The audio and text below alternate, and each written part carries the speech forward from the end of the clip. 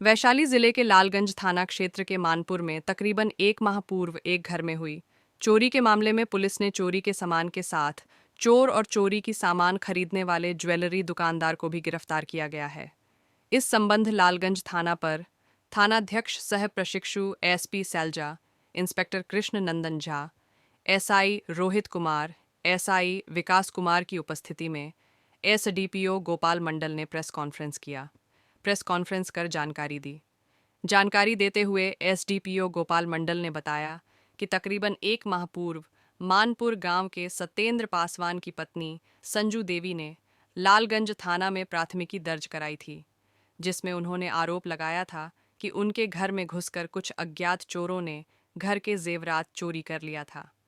प्राथमिकी के आधार पर जांच पड़ताल शुरू की गई तो गुप्त सूचना के आधार पर जगन्नाथ बसंत गांव का आदर्श नंदराज पिता बीरेंद्र सिंह अपने अन्य साथियों के साथ घटना को अंजाम दिया था और चोरी किए गए जेवर को लालगंज बाजार के कैनरा बैंक के पास स्थित न्यू गुंजा ज्वेलर्स में जाकर बेच दिए थे।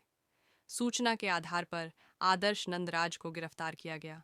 गिरफ्तार आदर्श नंदराज के निशानदेही पर मुजफ्फरपुर जिले के सकरा थाना क्षेत्र के बरियारपुर निवासी स्वर्गीय अंबिका साह के पुत्र जितेंद्र साह को हिरासत में लिया गया। पूछताछ के दौरान उसने स्वीकार किया कि न्यू गुंजा ज्वेलर्स के नाम से लालगंज में ज्वेलरी की दुकान है।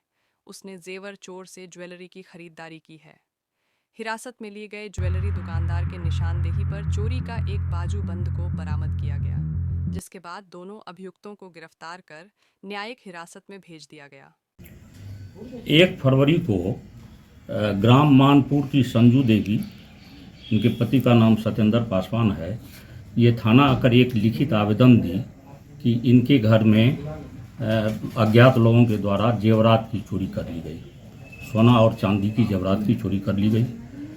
अनुसंधान के क्रम में गुप्त सूचना के आधार पर पुलिस के द्वारा आदर्श नंदराज नाम का लड़का है जो जगन्नाथ बसंता का रहने वाला है, उसको अपनी अभिरक्षा में लिया गया और उससे पूछताछ की गई। पूछताछ के क्रम में उनके द्वारा स्वीकार किया गया कि संजू देवी के घर में ये अपने गांव के ही 2 लड़के के सहयोग से चोरी किए हैं और जेवरात जो है लालगंज बाजार के न्यू गंगा ज्वेलर्स के मालिक जितेंद्र कुमार को 45,000 रुपये में बेच दिया है। उसके निशानदेही पर जितेंद्र कुमार को पुलिस के द्वारा अपनी अभिरक्षा में लिया गया और उनसे पूछताछ किया गया तो उन्होंने भी इस बात को स्वीकार किया कि हम 45,000 रुपये में चोरी की जेवरात, जिसमें सोना और चांदी दोनों की जेवरात थी, हमने खरीद किया है और सोने की जेवरात को गला दिए हैं, लेकिन चांदी का एक जेवरात जिसको बाजूबंद बोला जाता है वो मेरे घर में गोदरेज में अभी रखा हुआ है।